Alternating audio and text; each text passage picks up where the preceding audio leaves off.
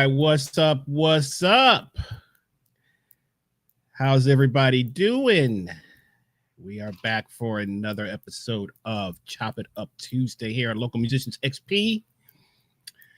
And we are waiting for our special guest. I gave him the late. I wanted him to, give him the guest treatment because he's the guest tonight. So I said, man, why don't you come in a little bit late, come in fashionably late. And no, I'm just kidding. He stuck in traffic or something. No, I don't know. He'll be here in a second, but we're gonna go ahead and get the party started. As a Notre Dame fan, I am not in a good mood right now, but there are more important things than football. We're not gonna start no business because I know I'm in SEC country. We already had it out. We've been going at it. I'm gonna let y'all have this one. We got some problems, but that's okay. That's okay. I'm gonna let y'all have it this year. I don't want no problems. Don't pull up. I don't want any. I want to make it through. We're in the holiday season. We're gonna be nice. We're gonna be nice. Now I know that's not gonna last because I got some good friends that are having a real good time right now with me. But that's okay. That's okay. It's expected. It's expected. I can take it. But anyway, thank you for joining us. And we are here to celebrate a very special occasion. And that is my brother has finished his doctoral studies. He is now certified. Well, I don't know if he's I don't know if he gets do they get a certificate? I guess he'll get his degree. I don't know. You know how they be late with the degree and stuff. You get the degree, but then they hold off on sending you everything. So we'll find out when that's coming. But yesterday was a nice little, I don't know what you would call it. It was a dissertation. I almost said like a ceremony because he had an audience. And there were some people there that had never seen an audience at a dissertation before. So that was actually quite funny because people were kind of like wondering like why is there people here? So but that was cool. It's just about who you know, man. And he definitely advertised it as a party, so we went to the party. So I think we put pressure on the committee, which is what I wish would have happened with the college football committee. But hey, man, I'm not talking about college football tonight. We are here to celebrate my brother who will be here shortly and talk about all the good things. But we're going to learn a little bit about the process. I know that I've had friends who have attempted to start the doctoral journey and they're like, nah, man, this ain't for me. So we're gonna learn about it. I think it takes a rare breed. That's why not everybody does it. So we're gonna learn about the process, and he's gonna talk you through some of the journey. We got a lot of congratulations out here. We're gonna show some of these comments. What's up, Chappie? How you doing, man? I hadn't seen you in a minute. Hope you're good. We're gonna go through some of these. We got a lot of congratulations, Eric Fontaine. We got Pod Horrors are talking about there's a doctor in the house. So yeah, man. So we got a lot of cool stuff that's going on here. So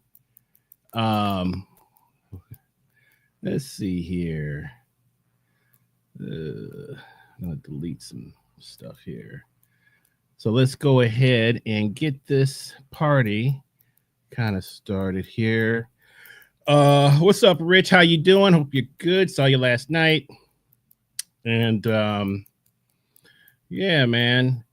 And while we are waiting, we got a comment in here. Yeah, man. How you doing, Michael? We do Want to give a shout out, man, to our departed brother Bill Norman, who passed away recently, and we want to send definitely condolences to all his friends and his family. And Bill was just a cool dude. Uh, Definitely just a, I met Bill, I think just at one of the sessions. He used to run I think a session at Cafe 290. That was before I got here. But he was definitely a great cat. We want to send all the condolences out to him and his family, and nothing but great memories of Bill Norman, man. Bill Norman was one of those guys. He always had something to say, and it was always positive. Very inquisitive cat, man. He always was asking a lot of questions, and just somebody that was super, super, super cool. Good drummer, would always and was very generous too, man. To say that, man, Bill was a super generous cat. So condolences out to him and his family, and or his family and his friends, and yeah, man, Bill will be missed. So other than that, we have been in the midst of Christmas concerts and just doing a lot of shows. So our schedule is a little bit erratic through December, but we're going to try to maybe since T is going to be on vacation, we'll just try to get some schedule. Maybe we'll do some different days, but I know Tuesday nights are going to be kind of tough here from here on out through the end of the season. So then we'll be back to our regular schedule coming up here in January. So, but the Christmas shows are going great. Been doing a lot of stuff with Joe Granston. We got a show coming up. We'll be in Charlotte on Saturday, and then we have one at the Avondale Theater. That's actually Sunday, so that's open to the public. And at the Avondale, I think it's called the Avon Theater. Is that right, Brian? Is that what that is? So that's happening. That's happening Sunday, and so we will look forward to that. And it's great to see everybody at the dissertation yesterday. Saw a lot of friends that were there. Robert Boone, Kelly McCarty, Lori Williams was all there. Lava High was there. Rich was there. Brian Falgout was there. Let me see. I'm blank. Billy Ross was there, bass player, and Ron Smith was there. I'm trying to just kind of remember everybody. But we had a nice little gathering, man. And then of course the committee and Dr. Vernick and Dr. Norgard, and then a couple people that I didn't know. So but it was great to meet everybody. And we were just talking about, man, you turned that into a party yesterday, dude. Man, it was cool, man. Man, you transformed it. It was really good. They said it was the most they ever had. Because people kept coming in, man. In the immortal words of our friend Gordon Vernick, Dr. Gordon Vernick, I don't remember this many. I don't remember an audience at a dissertation before. You know, haters so he was hate, he was a little mystified. you got one up on him. Oh man, yeah. You got one up on him, man. So you got a lot of congrats, Naz. How you doing? Haven't seen Naz in a minute. Naz, what's happening? So as we just running through some of these congrats. Let's see here. Really cool. So got a few people in here, man. We're gonna just run through and Falguzi talk. Was in the house, man. Yeah. I mentioned the Falgout, and in honor of my New Orleans brothers, Some I made me community some coffee. CDM for tonight. CDM. Got Wow, CDM. CDM. Yeah, Great thing yeah. about CDM, man, very low in caffeine, so you can kind of drink it at night and it doesn't, you know, doesn't Nice. take you there. You know what I mean? So Is that chicory and yes, yeah, yes, okay, it's a chicory. chicory. Yep, the chicory. So yeah, so it's super low in caffeine. Very good. But so yeah, man. So we're gonna just kind of get to it. And I want to kind of ask you some questions. And now that you've finished, Shameless. and Oh shit. Yeah. it's been I mean, I guess for lack of a better word, it's definitely been a journey. But Yeah. how I'm trying to just remember like when you started this, because I remember you talking, because you kind of just came out of the blue. You like, man, I'm doing my doctorate. I was like, what? So what made you say, man, stuff I want to do, I'm gonna go ahead and do it. Now, Yeah. those words have been spoken many times, right? Like we have They have. friends who was, Yes. and they started, and it's like, nah, chief. This Yes.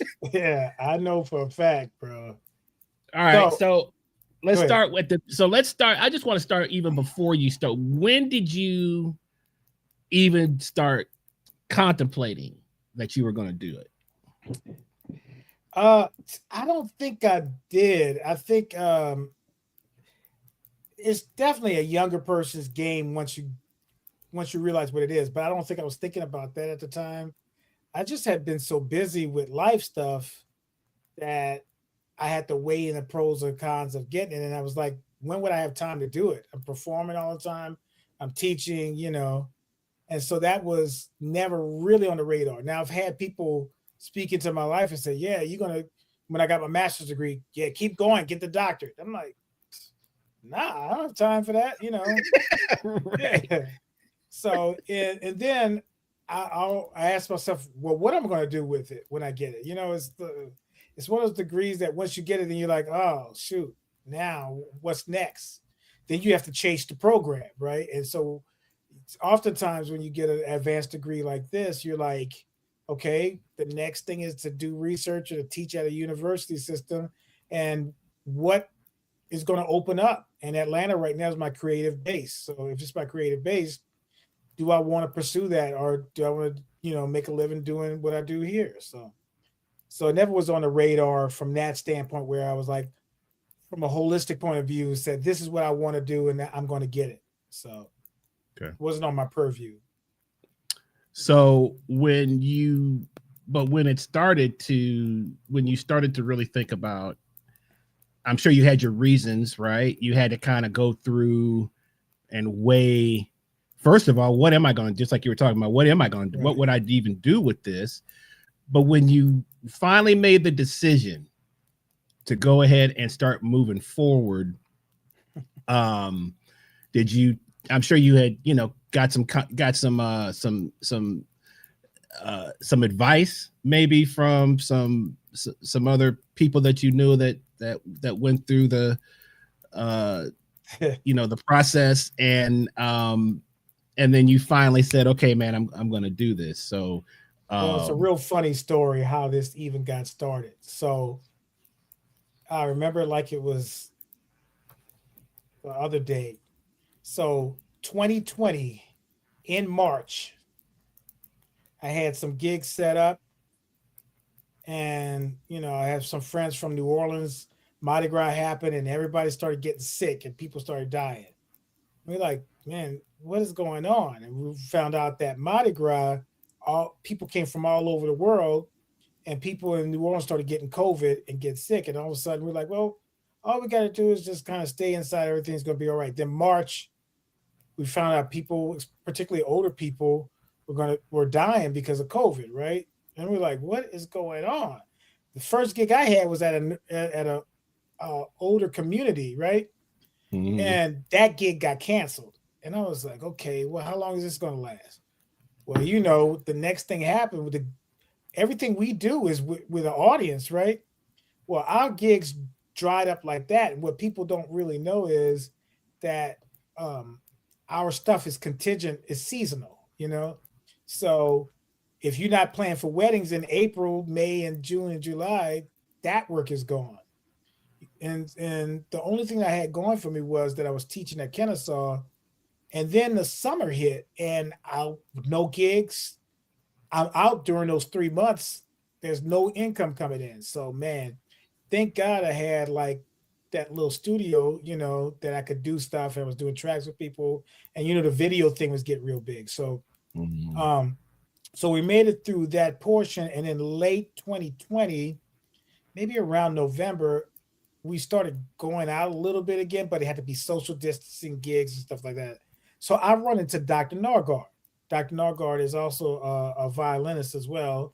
And I see him and he says, "Hey, man, how's it going?" I was like, "Man, I'm so glad school started back up." It made me realize that having to be able to teach, well, I didn't have to go, try something else. So Mhm. he says, "Man, this might be a good time to work on your doctorate." So I said, "Man, I don't know. I haven't done collegiate math in a long time. I got to take this GRE test." I was like, "It might be cool, but I would have to take the GRE test." He's like, "Actually, they waived testing because of COVID. You can't do any standardized testing. You'd be in a room with people, so they waived it. First time ever." Nice. Nice. I said, "Okay." So he said, "So you can apply." I said, "Well, where's the deadline?" He said, 2 weeks. I said, 2 weeks. I looked at the application. I had to have 3 or 4 reference letters. I had to fill out this application, write all this stuff. I did that. I filled it out, and next thing I know, I got accepted. I was like, Wow. Uh-oh.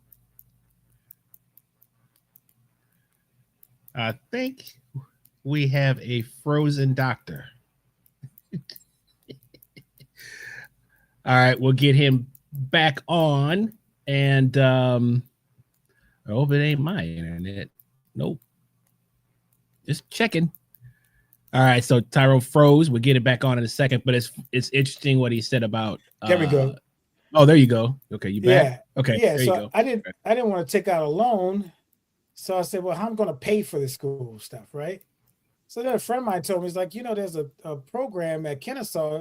As long as you go to another USG system school, like UGA or GSU or Columbus State, they'll pay for your tuition." I said, "What?"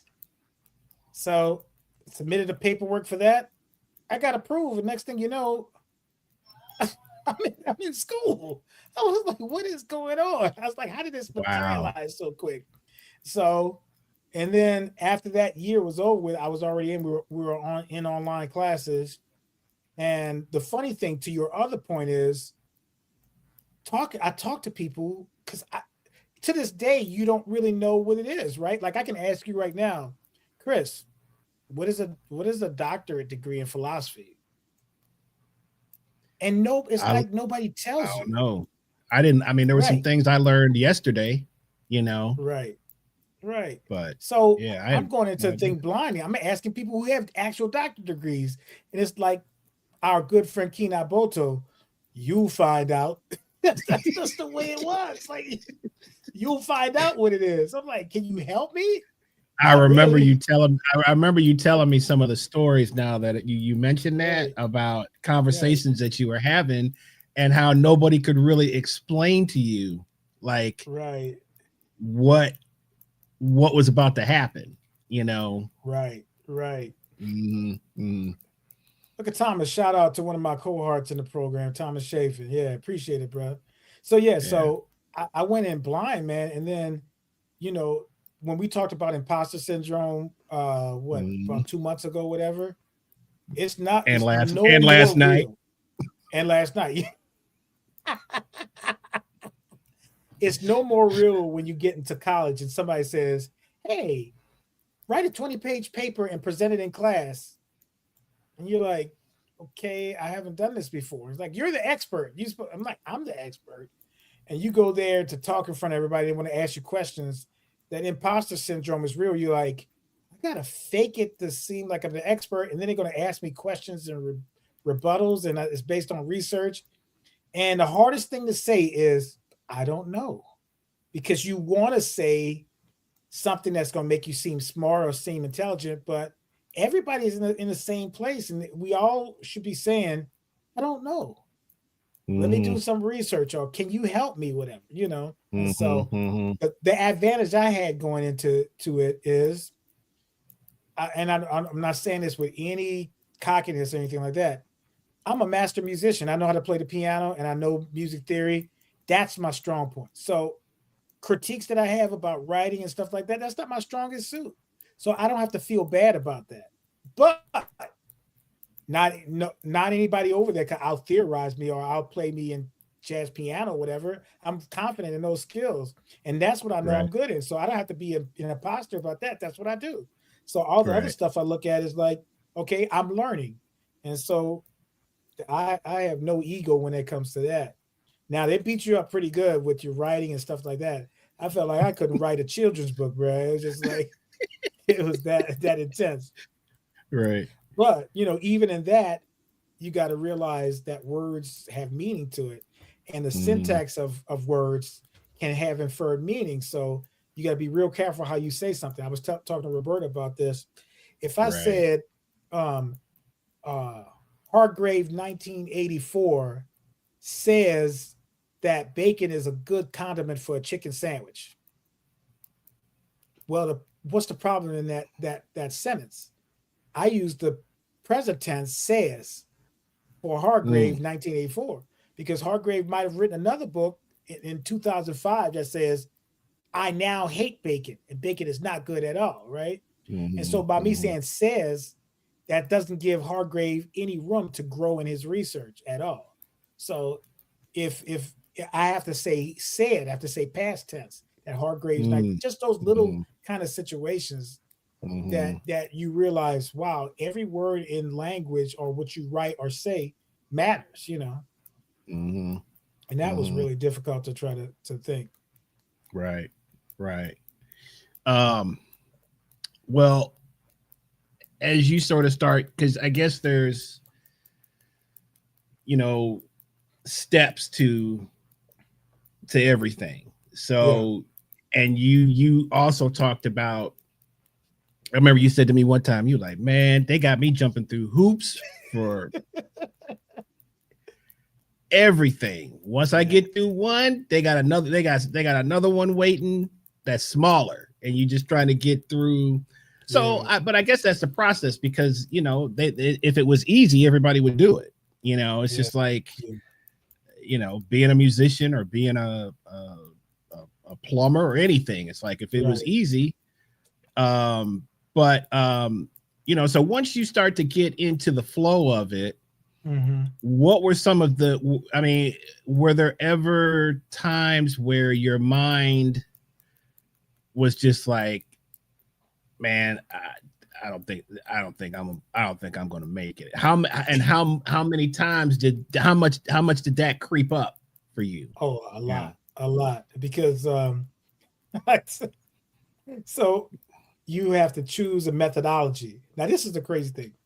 When you come in, you have to choose what track you're going to take. Quantitative methodology, which is a statistical, quantifiable data, right? It's Okay. numerical. I can measure from that. Then qualitative is not really measurable, but it's from experience and observable situations, right? So here's the example, and this happens all the time. We just don't know it. So let's say you have a politician running for office, and they say they read some statistics that says crime on Peachtree Street happens between the hours of six to the most crime happens on Peachtree Street between 6 to 8, right? So a person Okay. who's running for mayor or police chief says, okay, hey guys, what we're going to do is we are going to increase the presence of police between the hours of 6 to 8, right? And so naturally, crime is not going to happen. So then the person who's running for office comes out with a stat sheet. Ever since I've been in office, crime has gone down between the hours of 6 and 8, the worst time in Peachtree City, right? And so that's quantitative. You could look at it. This percentage went down. But Mm-hmm. qualitative is like, okay, well, did you look at survey the rest of the time slots to see if crime increased? And so if crime stopped between 6 and 8, that means the criminals know that the police are out there. As soon as the criminals leave, as soon as the police leave at 8 o'clock, then all of a sudden the criminals come out, and now between the hours of 8 to 10, there's more crime. Qualitative Right. looks at that approach like, well, that's a phenomenon called displacement of crime. And Okay. so, but like I said, if you don't know what's going on, like most people don't, you come in the first day and you have to declare whether you're going to be a qualitative or quantitative person. But they give you that first semester to take intro to qualitative, right? And you can take both of them. Okay. So most music studies are quantitative, where you're because it's really like math, right? So man, I took that first quantitative class, and quant one. I took it.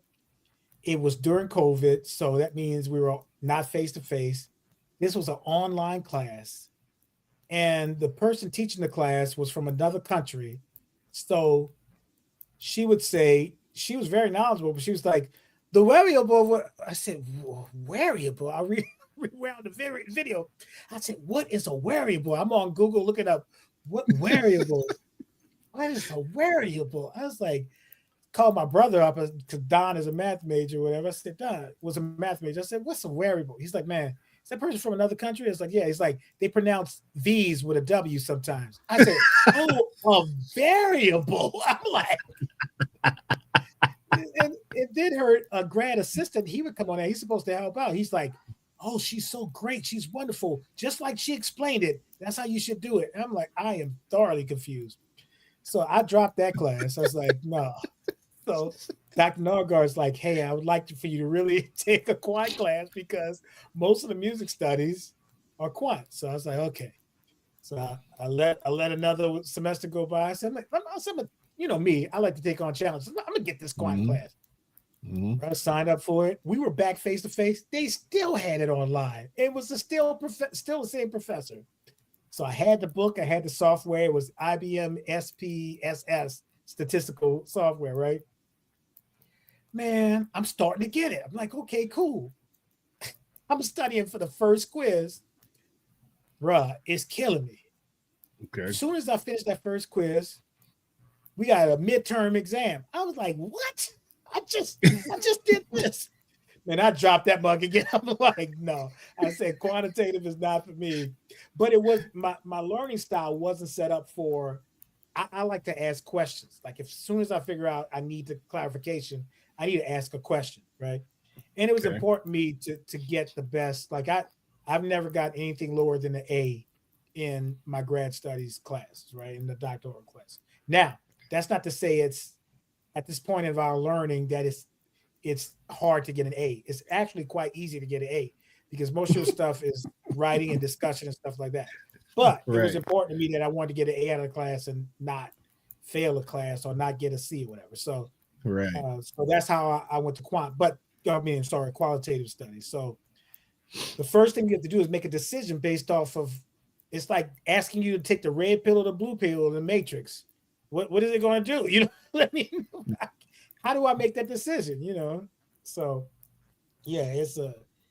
But every day you kind of question some things, and I think after I finished, getting to the coursework for your comps, I started understanding some areas of methodology.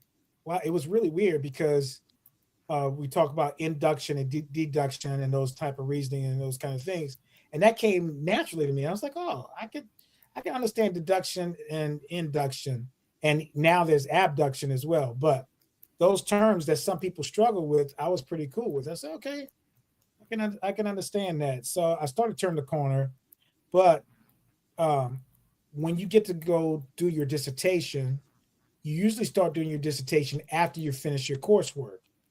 And everybody, if you got your doctorate degree, you're writing every week. You're writing Mm. 20-page paper.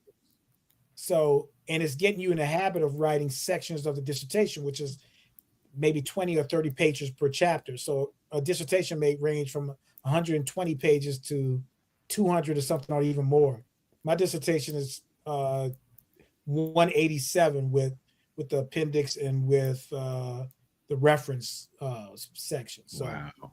Wow. yeah, so that's a lot of work. But once you get out of the framework of writing every week, and they say, okay, after you finish all your coursework and you pass your comps, your comprehensive finals, then you can go and write your dissertation and do your study, and they give you up to 7 years to complete that. So when you have in your head, oh, I got 7 years after the 2 years it took me to get through the coursework, I got 7 years to Mhm. complete it. Well, you stop writing every day. And so it's the game of, man, when do I feel like writing? And it's a Ooh. discipline of like, I gotta write no matter what, you know. That's I And was I just gonna think say that's yeah, is that where the self discipline? That's where the self oh discipline yeah, kind of yeah. kicks in. It's like, I mm, find that the people who get their doctorate the fastest are the ones who are super organized and methodical. Like they are like they know how to silo different things and stuff. And those people, I'm not saying that they are the best candidates for creative writing or creatively finding a gap in the research, but they are more apt to finish it quickly because they are super methodical when they do things. And if anybody knows me, I am not that. I'm very spontaneous, right? And so my wife is very organized, and I have a organized chaos. So I know where everything is, and I'm definitely a process person and not a goal oriented person. So that's mhm. like the perfect storm. A goal oriented person would be like, I'm going to finish pages 1 through 5 this week, and then I'm going to, by the time I reach week 4, I would have the whole chapter 1 written. That's not me. I can't set that goal because I definitely got to go through the process. Like when I'm feeling inspired, or like when you're writing music, it's the same thing. You have to sometimes be inspired to write, right? Do you feel that way when you write music or when you compose? It hits you all of a Yeah. sudden and you have to do it, or you're the type of person, I'm going to compose something a little bit every day and then turn it into a song. No, because I mean, and I've read a lot on just my heroes and Mm-hmm. hearing, you know, and there's varying degrees of no one has the same process. Some guys it was a job. They just felt like, Right, hey, I don't care if it's terrible. I'm gonna put something. right, I'm gonna right, put something. Down. right.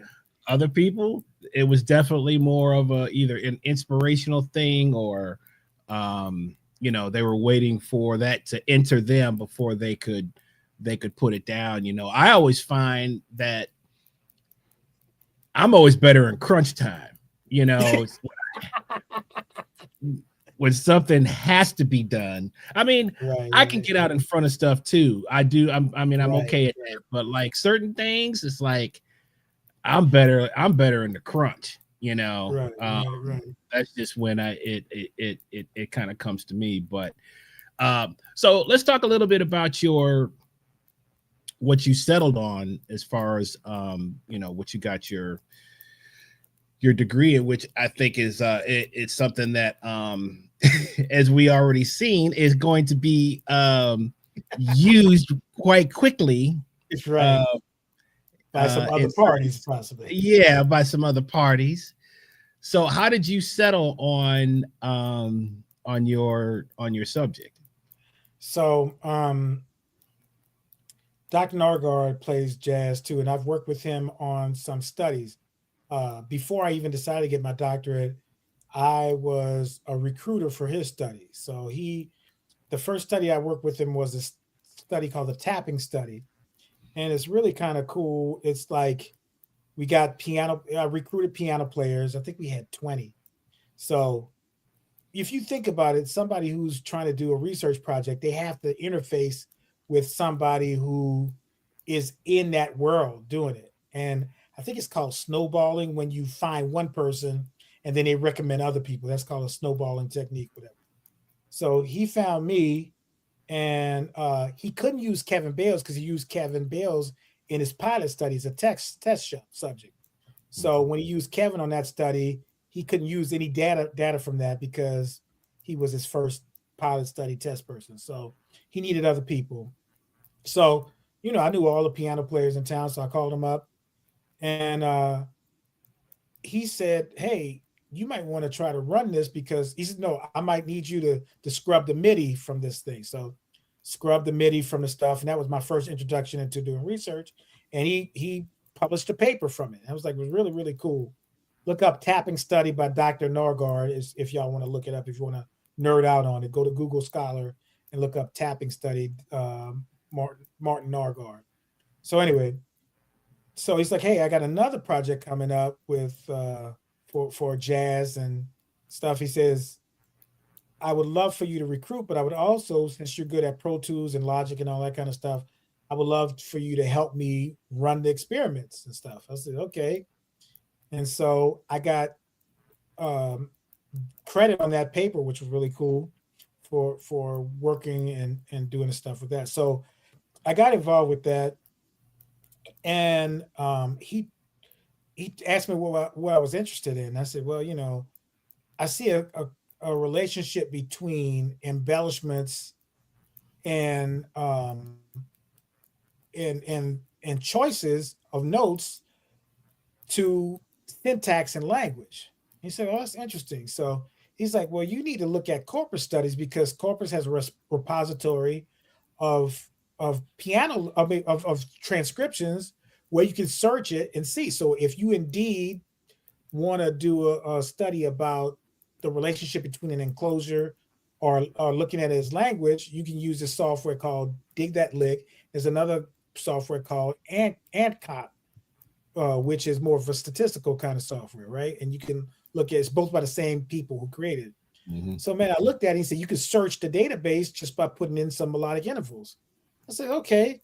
So I looked at it and it aggregated the score, it aggregated the MIDI file and the audio file. And I said, wait a second. I was like, I could use this in education. And so when I talked to him about that, he said, well, you just found a gap in the research. He said, you got to do a literature review to see if anybody else has done this. And this is the thing, Chris, is like just because we have an original, we think what we think is an original Right. idea may Right. not be. So you have to do research to see if Mhm. somebody thought just like you thought, on something. Mhm. So fortunately, I saw that nobody else had did that research, used the software for pedagogy. So I was like, cool. Now, here was the hard part. Got to be careful who you tell that you're doing your study because if they take it, Right. then I have not found the gap in the research. They do it. So I was real secretive about my topic. And when people would ask me, I'm like, okay, is this person a music person or not? Whatever. So I always remember I had to present you. One thing you have to do while you're in grad school is present at a conference. So I submitted my abstract for my study, and I was at GMEA presenting, right? So I did a presentation, and Derek Jackson, the trombone player that we know and love, was at the conference, right? And Derek Jackson is an educator and stuff. So I'm doing my spiel about corporate studies and stuff like that. I'm almost at the end. I see Derek Jackson doing like this, right? So Okay. I thought I was running short on time. So I said, at this time, can we open it up for questions, right? So people started asking questions. It was cool. And then next thing you know, I was finished. Derek ran up to me. He said, "Doc," he said, he was calling me Doc before. He's like, "You can't do that with these teachers, bro." He Right. said, I see people taking notes and stuff. They about to take your stuff, bro. Don't do it anymore like Right. that. Right. Stop Right. right now. I was like, I said, "Thanks, Derek." I said, "I didn't even know." He said, "Bro, I saw the wheels turning in their eyes, bro." He said, and so I had a scare last semester where I already wrote the first three chapters of the dissertation. And here's the thing: you're responsible for your literature review up until the day that you defend. Like if there's any new information that comes out and it's Right. before you defend, you're responsible for that information. You got to put in your dissertation. So it might not be that difficult, but what you're hoping is that somebody hasn't done the same study that you did, because then you'd have to really alter a lot of stuff. And you'd talk about how what their study did. So man, last semester, last no Gen conference, I submitted to present, and I was denied.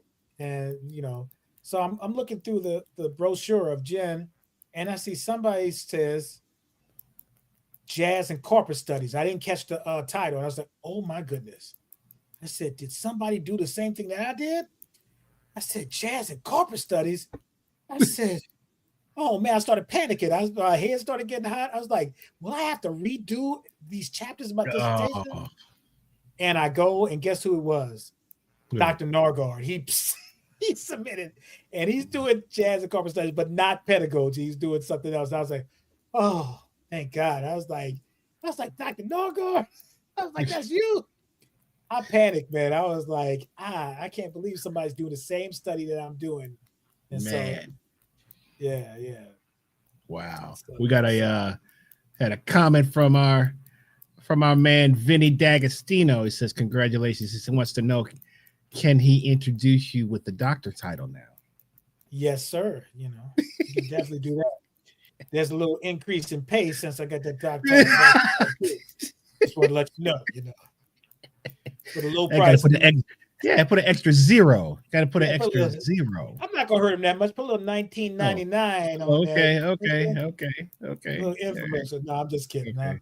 But yeah, no, definitely. I see why people are so into saying call me doctor. I don't want to be that guy, but there's a lot of blood and sweat and tears for it. So it's kind of surreal because people started calling me doctor today and Dr. J, which is I got to get used to. So, I didn't even think about that one. Yeah, not Julius Irvin, but some of these kids don't even know who Dr. J really is. So Dr. T. Dr. T would be cool. Yeah. So just getting used to that. It's really surreal because even that day, I felt like it was a trick. It was like, are they really giving me this thing or not? And then after I reflected later on, like this morning, I finally slept really well, even though I still woke up at 5:30 this morning. Because, we were on that tour with Carla. Mm-hmm. Bro, I was up in the morning working on stuff. And we had gigs and stuff like that. That's what it is. Oh, look at my boy. Can I show that right there? Look at my He already hitting you up, man. Already hitting you up. Bro. I just got conferred on Monday, bro. You know that paycheck don't work that fast, bro. At higher ed. Come on. Pat from New York. He don't care. Pat is a hustler. He need to be loaning me some money, Pat bro. from New York, man. Pat in New York, man. Pat is everywhere, man. Nah, man. Thanks, Pat. I appreciate you, brother. Thanks, Tia. Yeah. So, man, that was it's crazy. I think that you have to start believing in your skill set and believing, and also take criticism. And one thing as a musician, as a jazz musician, I mean, that's something we do.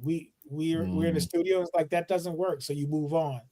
Other people, sometimes it's hard for them to think about moving on, and that's assassinating their character or their intellect. But for us, we're like, okay, what do I need to do? And that Possibility albums by Herbie Hancock, when he did that DVD of the making of it, man, it was one of the best things in the world. I don't know if you remember. I do. Herbie was struggling with something. It was a Lionel Luike tune. He was struggling. And I'm like, Herbie didn't have to put that in the video, but he did. And I'm glad he did, because I was like, if Herbie struggles, that makes me feel a little bit better about myself that, I can struggle and accomplish something too. So absolutely, man. I mean, that's what you want, is to constantly be challenged, Right.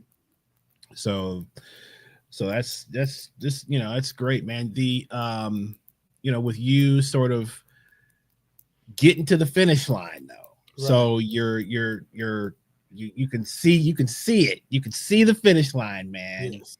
And stuff starts popping up. Like, you get setbacks. All right, here we go again. here we go again, man. Yes. Here we go again. So, 2 steps forward, or 1 step forward, 2 steps back. 1 step forward, exactly 2 steps back. Yeah. So mentally, how did you deal with that? Because you're still, man, you're working at the university, you're still playing gigs, you got a wife, you got a lot, so how did you balance mentally all these things? How did you do that? Oh man, it was difficult. I really have to say that was the most intense. My health started suffering. Man, my blood pressure went up. I had so much stress. It was crazy. And then you work so hard, and then to be told no, it's not going to happen at this time. Like you feel like a failure, And Mm. I mean, if I'm really being honest, and I'm going to be honest in this moment, it's really my faith that really got me through because Mhm. it was really really really difficult, and you have deadlines and technical issues happen, and you're like, man, I'm up at 5:30, 6 o'clock in the morning trying to Google how to do one thing on the computer, and I got a deadline at 8 o'clock in the morning, and you're scuffling, and then you have to man up and be like, call your the person, the teacher, the professor, say, or email them and say, I'm not going to make this deadline. And then they have to say, well, if this was the real world and you had a deadline to turn in an article, your article wouldn't be published. They won't accept it. Like, oh dang. So you have the agony of defeat. What's the ABC monitor? The thrill of something and the agony of defeat. Wild world of sports, man. Yes, The wild world of sports. So you just have to take your lumps, and then the setbacks are just what it is. And you're like, okay, I'm gonna plan for it. I'm gonna learn this word that everybody should learn. And it's not a humongous word. It's called no. Mm. I had to learn that word. I had to learn to say no. And people got in their feelings. They thought the crazy thing about social media, they can see where you playing at and what you're doing. And I told a person no one time. They said, oh, well, you playing with this person. And I'm like, it's just working with my schedule. Seems like they all working with their schedule. I'm like, and Joe books bands. I mean, Joe books gigs far in advance, right? So it may seem like I'm only taking Joe gigs, but I'm like, I can't get rid of these Joe gigs. They've been on the books for a year. Right. You know what I'm saying? Right. So right. before I let Joe know, I've already done 26 gigs with him already. You know what I'm saying? Because that's how prolific of a gigging person he is. Right. You probably got dates right now for next year on your calendar. Yeah. So telling people no comes with this, they get in their feelings about it. And you just have to say, hey, I'm not trying to. Things will get better after I finish with this thing, Man, that's a magic word right there. Yeah. I mean, but yeah, and then but then it's like you're trying to balance also what can you take, how much work, because I don't have the bandwidth to be like, right. Are there a lot of charts? How hard is this music? Exactly how many rehearsals you got? Because I got called for a gig that you were on, and I would have loved to do that gig. And that person asked me to be the MD for the gig. Mm. And I said, I cannot be the MD for this gig. I said, I will be able to play piano. And that person told me, what's the fun in that? I was like, what's the fun in that? Just me playing piano? She's like, you're really good at being an MD. I said, okay, but like you said, I don't have the bandwidth for it right now but I have the bandwidth to learn my part and play it and let somebody else be an MD. And she was just used to the pianist being an MD. Right. And I told her, I was like, why don't you get this person? I was like, Chris is available. He's a great MD. She's like, I've never had a drummer as the MD before, And so I would say to you guys out there, try a drummer as your MD. You might be pleasantly surprised. I don't want to toot my own horn, but hey, well, man, the balance, the grind, the whole experience of having to you have to put things in priority, right? Yes. It's like, but also you got to make money. Yes. So you need to write, you could probably write a book on, on this, but then there's going to be a lot of things so the first advice that you were given where people can't really tell you, do you understand that now, or were you able to process it a little bit more to where maybe you can put a little bit more information into words? Yeah, I think so. I really had a good teacher on. Well, here's something that happened to me that was I didn't know that was great. I started in the spring semester, so and I wish I knew what this word was, but of what you call it, but the tracking of the program is in 2 year increments. So every semester you have this class that you have to take, which I cannot think of the name of the class, but um, it's a repeating cycle class and has different type topics. So your cohorts is the people that you come into the program with. Well, by me coming in the spring and not the fall, I didn't start with a particular group.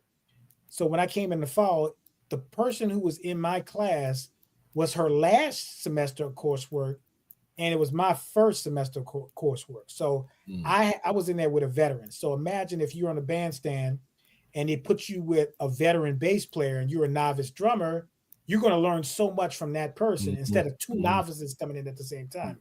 So Right. her last semester was my first semester. And shout out to Dr. Michelle Thomas for taking me under her wing.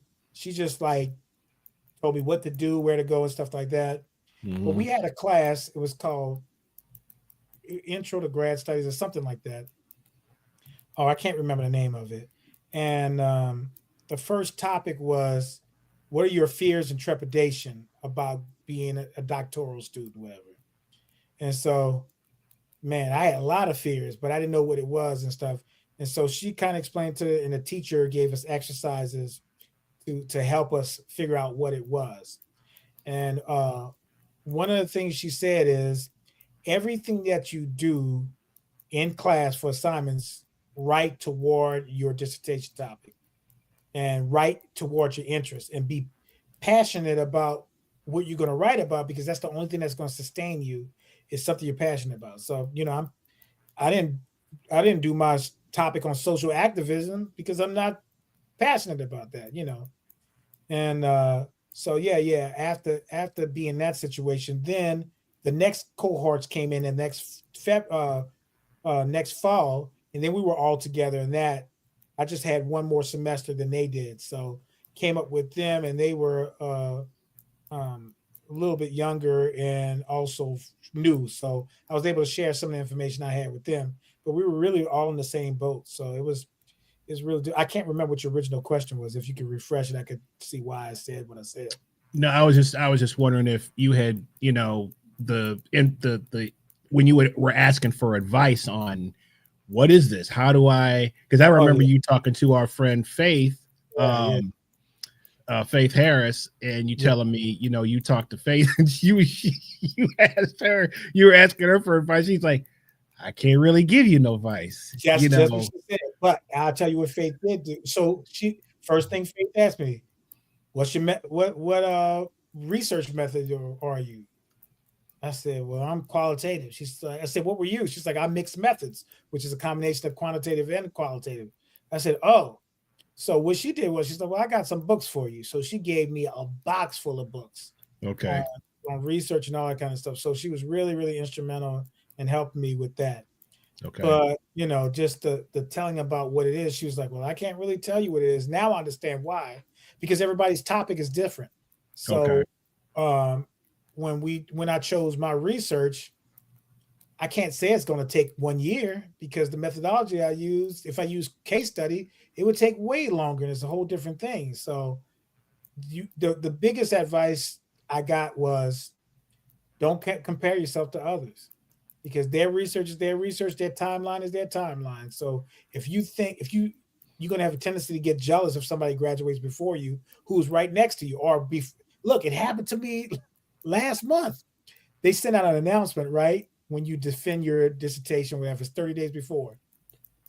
Man, this girl that came in maybe 3 semesters after me, she was defending her dissertation. I was like, oh my goodness, how did she beat me? And then I had to remember your journey is your journey. It's not the same situation. hmm So I just hmm gave her kudos, and I was like, yeah, good, great. I know how this is. right. But yeah, All man, I right. have I have a question. I mean, Brian has a We question got for some. you. We got some questions. So there's a Yeah, couple in the let's go kind of in order. yeah. So Then I have a question so for you. so this young man here. I think you might know who this is, He but made it out to the thing too. Thank he you, was John. looking lost. He was looking like we saw him on the. He was looking for the 75 building, dude. He was looking lost, man. You I looking felt so lost. You bad. found it, right? But we were looking for a parking spot, so I couldn't help him Right. because I was looking for a parking spot. Every man for themselves. I saw him like just walking around. He was looking at his phone, like walk, man. It was funny. But Right. so our good buddy John Harris, he wants to know: do you feel your playing suffered at all during this period of Yeah, getting your yeah. doctorate? I think it did. Okay. But at the same time, the outlet that I had to play music, you know how it is, man. Monday, I was ready to play at Napoleon's, bro. When we Right, did the our first release. tour, yeah, it was Yeah. definitely released just to Hmm. get into something because John, this is a music education degree that we're not doing any music at all. I don't know what my other cohorts could do if they Wow. didn't if they didn't send me a clip of what they did playing wise, which none of them did.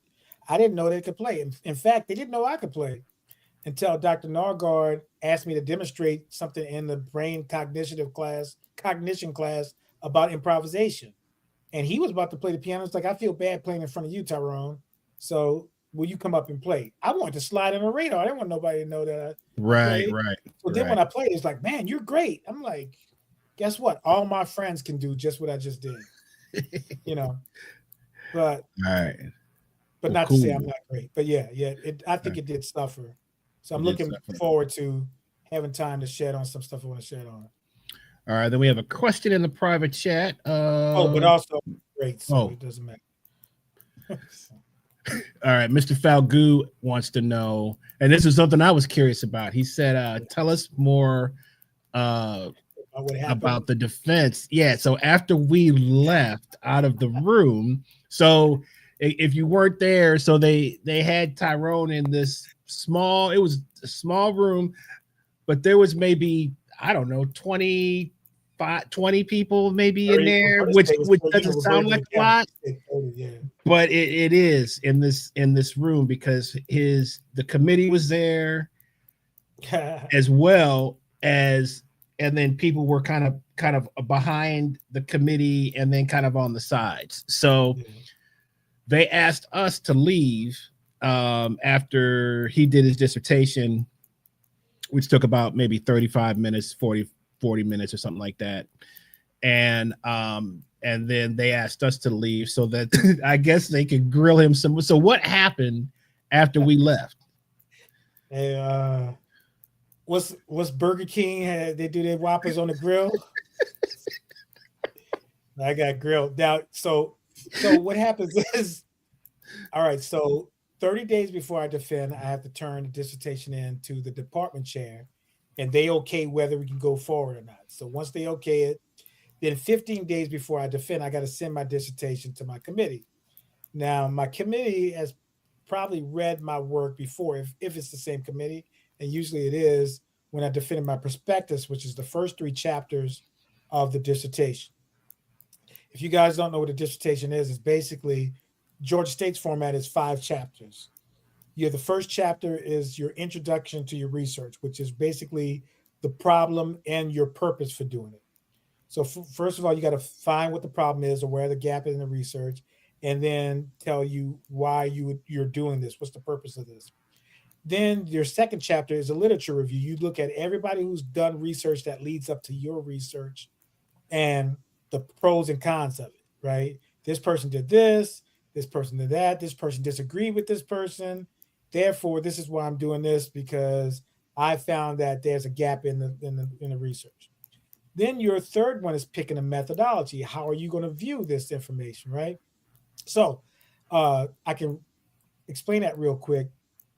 The way you look at something is can be two things based on two people looking at a situation. For example, if if a person had two kids, right, and they mistreated one kid but loved the other kid, later on in life when they get older and write a book about their father, one person might say, "Oh, my father was a great dad. He did it. He did all this stuff." The other one's like, "My dad was a horrible dad." So who's right? Mm-hmm. Both of them are right. You just Mm-hmm. have to look at the lens that they're looking through. Now, here's the thing: once the child that was treated well reads the manuscript of their other sibling and say the dad was horrible to them, they have to make a choice. Is that person telling the truth? Or was he both things at the same time? Which might mean my Mm-hmm. dad was a horrible dad that he treated my sibling a different way. So looking at things through a lens is really important. Give you another example. Hot Tub Time Machine, that movie that came out. As a black person or even a Jewish person or anybody who's been oppressed, how far can you go back in time where you could do something? Like if I was an affluent white American, I could probably go back to the 1600s. But maybe as a black man, I can only go back to 1967 in the South. Right. And I'm pushing it there. You know what I'm saying? Right. So, Right. so the lens that you look at things is really important. So your methodology is all about how you decide that you're going to look at the data. Then once you do that, then they approve you to do your experiment with them. So I had to get quizzed on, well, did your methodology work out? What did you find? Why did you use this methodology? Do you think your data is skewed because you did this? I said, why did you do this? So I got all these questions about, hey, so Mm. when you when you when you had your students in the class, you talked about teacher bias. Do you feel that the students were influenced by what you taught? So then now I have to tell them about what measures. Now the stuff is in the dissertation, but they want to make sure that understand that there's something called teacher bias and there's a power dynamic and researcher bias too. And what measures did you take to deal with that? Because you have to figure out why your data, you're going to have data from it, but is your data good and consistent? So fortunately, I knew the answer to that. I used a method called triangulation and member checking, where after I finished writing up the transcripts and doing my interpretation, I sent it back to the participants to reread and to change whatever they wanted to change, to see if that I was correct. And most of them were. And then somebody said, "Hey, you didn't get this right, so would you change this?" So I had to change it. So that's how you verify or validity of data, by doing that. Then the other part is, well, why did you write this? And then Dr. Vernick asked me questions about the software itself. I was like, I thought you're going to try to grill me. He's like, let me ask you another question. Can you say if you play trumpet and you look up another solo, will it play Just it as an for you? example. Just Yes. as an example. Just an example. And let's say if you want to create a class from this, I was like, oh man. But it's really cool. And then they asked me, well, what changed this way? So they did grill me a lot about a lot of technical stuff. So that's what I was most scared of. But I think I answered pretty well, except for the last question. I didn't do a good job at all. So I was really scared when I came out that room. They kicked me out. I'm like, well, I have to do another semester of this joint right here. So I But was do you like, think I mean, I'm sure there was some things in that they were trying to trip you up on some stuff because right. that's just probably, I think I held my own up except for the last thing, and that was a tough question. I didn't think I answered correctly, but obviously I did okay because they called me back in. And I was like, right. hopefully it's a Because good sign they called y'all all back it in, was because that so would be funny, man. Because the dude, he came, Dr. freer. Yeah, he comes out. We're all kind of like, we were all talking. And he came out and we got kind of It was quiet, like quiet, bro.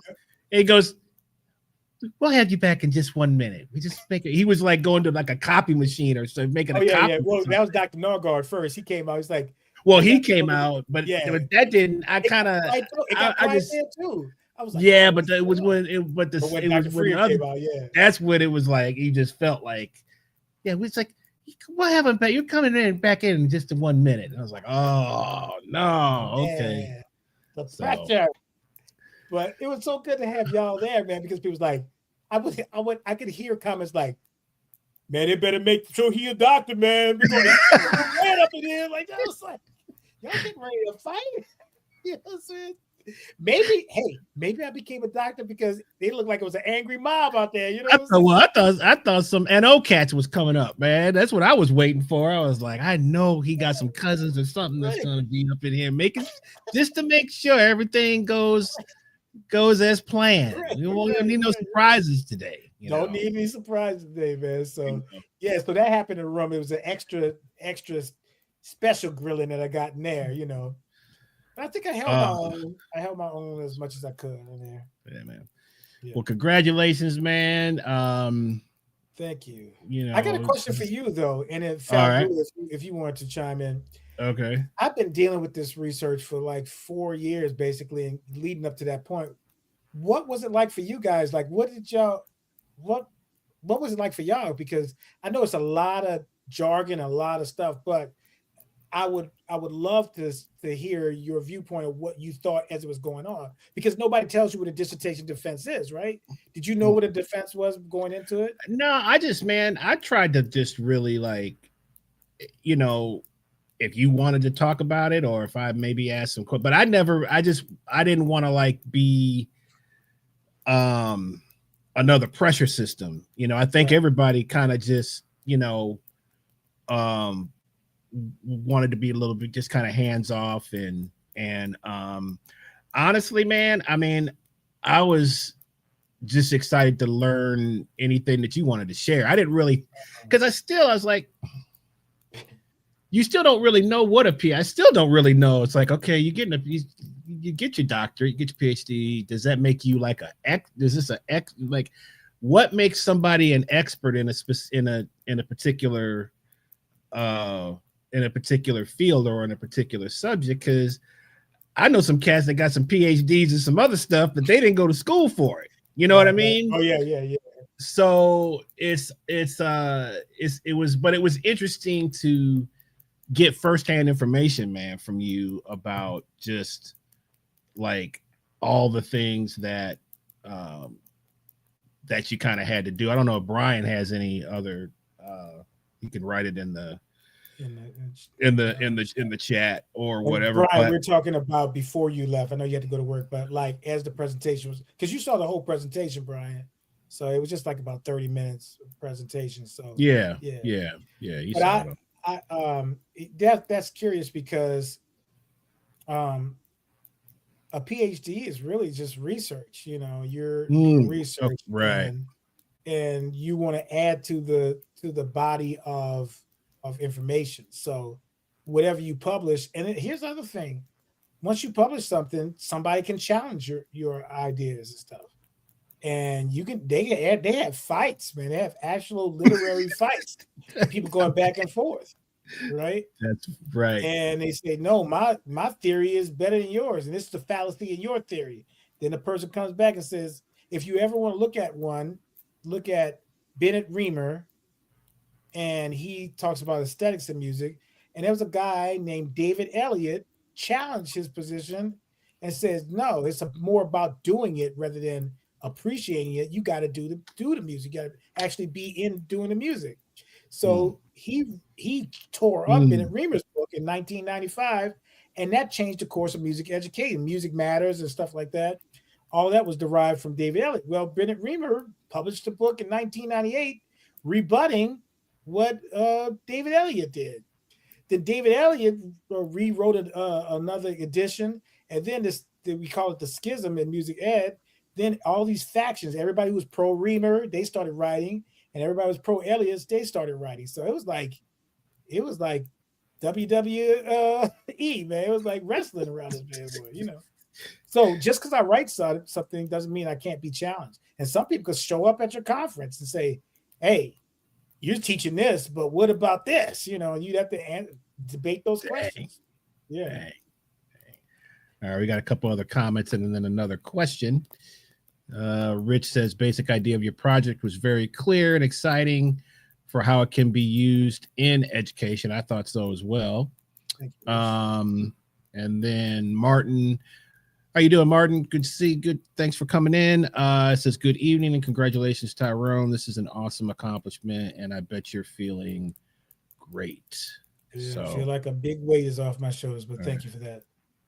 All right. So, and then our good friend Bill Hatcher. I'll use Dr. T. Great accomplishment. He's- Now, my question: how do you honestly and realistically feel about the future of music education in light of the current music environment, and also factoring in AI, making it such that curriculum in music ed could be radically changing? Love you, my friend. Thank you, Patch.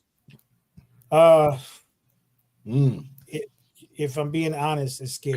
good question. Good question there. I'm. This is why I'm scared, Bill. Is because AI is killing these kids, man. AI is playing better and composing better and arranging better than these kids.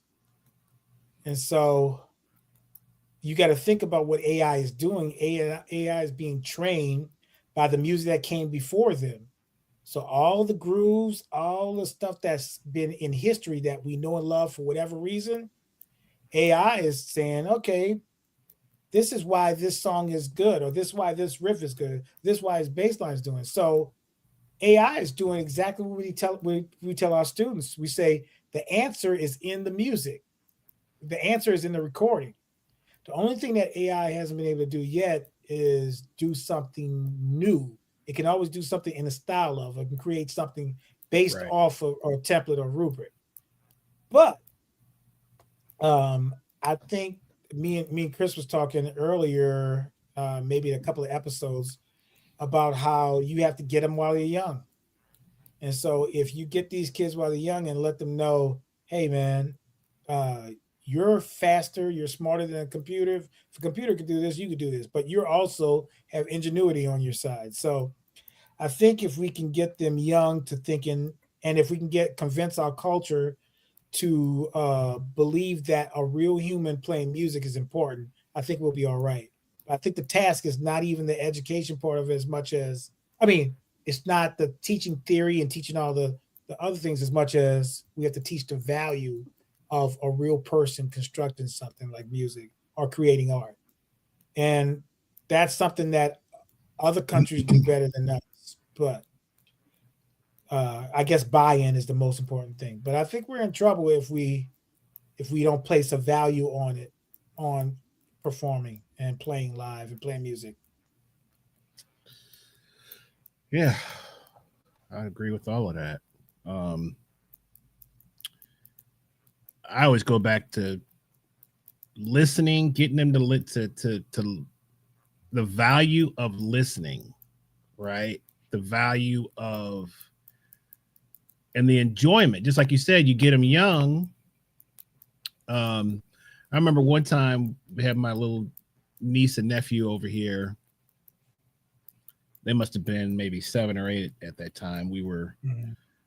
making them some tacos or something, and I put on Kind of Blue, Wow. and just put it on as some background music. But uh, I kind of had it in the back of my mind to I wanted to see what their reaction was, and the great thing about that record um, is everything is a hook, right? Right. Everything is a hook, everything is a melody, everything. Right. Right. So within, you know, once Miles' solo starts, they're kind of singing along with it, you Wow. know, because there was a whatever the intro and the bass line established in their brain was something they could follow, Right. which is really what the beauty of hip hop is. Right. It's now you don't have to be a PhD genius to understand what's going on. Right. So with certain types of music, and especially if you're going to introduce people or kids to um to jazz, that's a good place to start because everything is so singable, and which is Right. what even in our greatest music, the music that we love, well, it doesn't really matter what the genre is. I was Right. talking to someone we were talking about guitar players and how everything has just turned into gymnastics, just like all the instruments, drums, and just, everything is the Olympics and gymnastics. And the great songs that have guitar solos that you can sing, is what people are always going to go back to, man. And as much as we love very challenging and crazy music, is that really what we listen to for enjoyment? Not really. You know what I'm saying? You're going to put on something else if you just really trying to just enjoy. Are you trying to drive, or you don't want to be thinking about that? So that's one thing that I think, man, is when you're it's like, that's a good place to go, because kids they can hear it and they can get it. But what you've done is you already started educating them to have a better ear to listen to music. And I remember, do you remember the first time you had like a kinder concert or something at your school where the professionals came to your school and played? That was inspiring me to see somebody do something like that. And I was already playing clarinet and stuff. And I was like, wow, that's incredible. Yep. And just being witness to that. That's why so many church musicians, like, you wouldn't turn away. There's a couple of kids that are drawn to the drums at church, Chris. You know it. They come to you the drum set every time. And you do a great job not turning away. But what if you turn them away? He said, man, get away from me, kid. Right. But that one little kid, man, he's crying that he can't come by the drum set. His brother is holding him back. And he got on your lap one time, was trying to play, and they don't think that you're a kind, gentle person sometimes. You know what I'm saying? They think you're just a hardliner. Yeah. But man, you took time with the kids. You don't know what effect that's going to have on that kid for the future. So, we had, just as, we used to have, even in like the middle school, where they would have these things that were called rec nights every Friday, and there would be just local bands playing. Man, that was the greatest, one of the greatest times in my life, was going and watch. And these, now that I think about it, these guys probably weren't much older than us. They probably either in high school or maybe just out of high school. So you're talking about 16, 17, 18, 19, but to watch them play, and it's just a cover band, but they're playing some of your favorite music, and you start to be like, man, I could do that. I want to do that, So so if people stop doing those performances like that, but I think and that's, I think, going back to what that's what kind of Bill was asking about, was with AI and with how music is sort of being presented now. Kids aren't really experiencing that because they don't see it. You don't even see it on TV anymore. It's all everything is a contest, or The Voice, and who's going to win. Everything is turned into a competition. Well, you not in a good way. You're right. Look at the Food Channels Network. How many is it actual instruction about cooking? Right. Most of it is competition shows.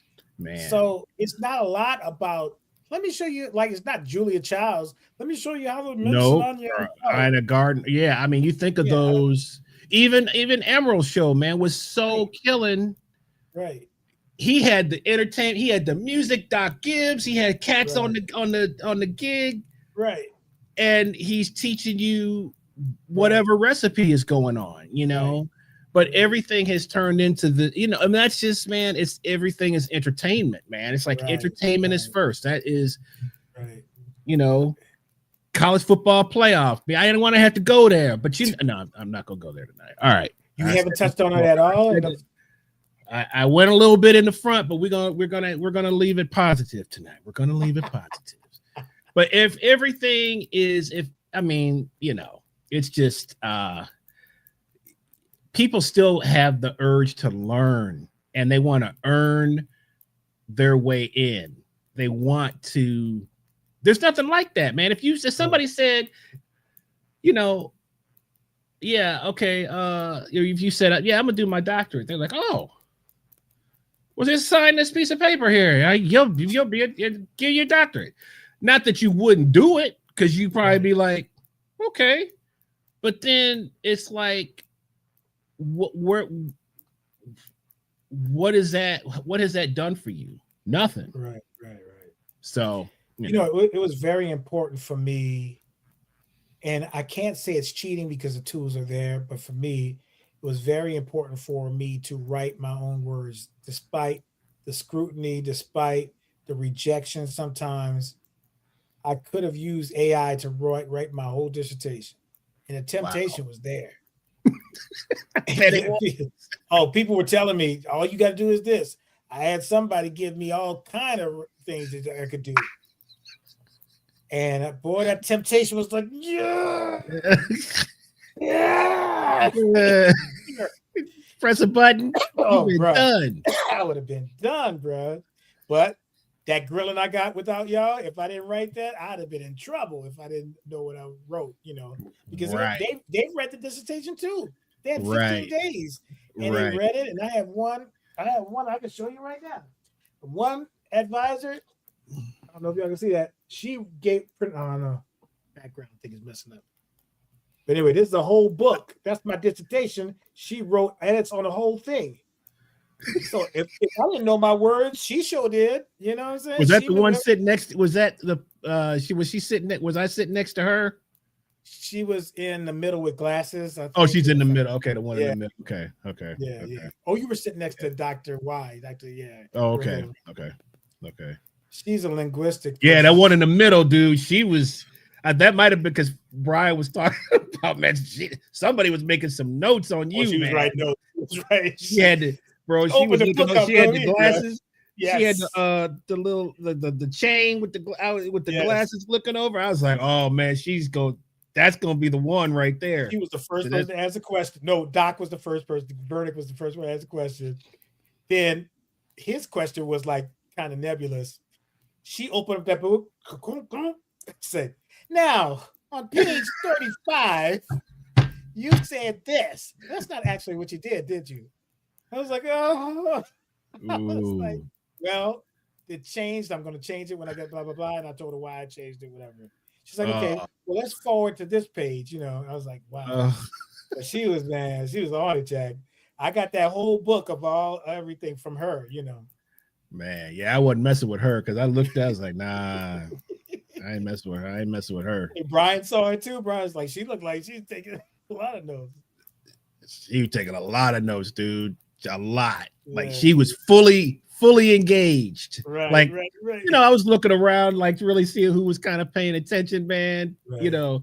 She was fully engaged. Man. So, all right, man. Congratulations. As young Nick has given you his congratulations here. Thank you. I'll be at Napoleon's. I'll be at Red Light tomorrow night. And I'll be at Napoleon's. So bring my man a gift. We're gonna have some kind of celebration. We're gonna set it up. I'm gonna get on the phone with his significant other, man. We're gonna have a throwdown somewhere here sometime soon. So it's gonna be burritos and stuff and tacos. I don't know, man. We gotta figure it out. It's gonna be really whatever you want, man. That's what it's gonna be. So whatever, just to tie me over, I could get a little brisket if that's possible. Good. You could get some. That's right. Look at my boy. Right down on Riverdale Road that I can point you to. Bro. Hey. All right. Just for that, I might have to bring you a little bit tomorrow. Even though I'm not on the gig. But thank you, bro. So you're a good friend, bro. Yes, I might stop through. Hey, I just want to thank everybody for coming out to support. It made it so much easier. Yes, that was great. I promise you, if I didn't see y'all, man, just hugging on y'all and the love and support, it was palpable. I could feel it. Did it break the tension? I mean, did it give you some kind of man, I figured that. I was like, I bet this is kind of, Here's the crazy thing. I did 4 mock defenses. And each one of them bad boys, I was nervous. I was stuttering, tripping over my words, sweating. And then when it got to that one, I know I could attribute to y'all being in the room, man. So it was like that just eased everything. And I was able to be my comedic self and clown around and not worry about it. And seeing people come in and stuff and seeing people I didn't know was going to show up you know, it was really great to see everybody and to hug on everybody, man, and Yeah, man. see the support. Yeah, Yes. that's really the thing that got me through it. I really say so, you know. Well, cool, man. Well, congratulations. We will we're gonna have like a little soiree here sometime in the near future. And with that, I don't really see any more questions. Thanks, Getty. Appreciate you. Good win. There's a post on Facebook. There's a post so you guys can get in the comments, and if you didn't get a chance here to drop him a line, I'll post a video when I'll post a video where he introduced me. Okay. To Dr. Jackson. So that was kind of cool. Yeah. And I was gonna post your Cash App on here, man. Cash App, man. Can you drop my man something, man? You know, you can post it on Tyrone JAY3. I put it on myself, too. Ain't no shame in my game. That was a lot of freaking expensive time. Yes. So let's see here. Here if it you want is. Venmo, it's at Tyrone. We can accommodate all the bad boys. Zelle, PayPal, anything you got. Y'all gonna be sneaky with that Zelle joint. I got, you know. Yeah. And I just heard of a situation with a colleague of ours. Somebody deposited $500 in his bank account, and then filed a claim against the $500 and got the money out of it. It's crazy. They got some scams. Yeah. Man. Thank you, Dean. That's the new one. You. He has a new one. That's the new one. How can you file a loss after you deposit? Well, you find money. You deposit money. You say you file against it, get $500 back, but you may get. I don't know exactly how it works. You might get some extra money or have access to the account or something. It's really weird. That's crazy. That's crazy. Yeah. All right, guys, we're gonna call it a night, and we appreciate all the support here. Like I said, our schedule going to be a little bit sporadic, but we got some gigs, got the holiday shows coming up here on these Tuesdays. Yeah. So maybe we can work some daytime gigs since you off. We can work a daytime gig in every now and then. So maybe I didn't tell my wife I was off yet, so don't say too much. Well, she know now. If I have a briefcase like I'm going to work, you know what I'm saying? I'm going to your house. That's what I'm doing. Nah, man. Organ joints, you know what I'm saying? Man, you need to come break this in. I got the organ at the house, man. Got this buy account. She's beautiful too. She's beautiful. Hey, I sent Pat a picture today. So what did Pat say? It's ready to go. He's like, yes. All right. It's like, I'll try to stop in the stream tonight. Say hello to the doctor. So all right, guys. Thank you all so much. Subscribe to the channel if you haven't. Follow us on Facebook, Instagram. And subscribe to the YouTube, hit the notification bell, all that good stuff. Thank you for your support, and we will see you guys next time.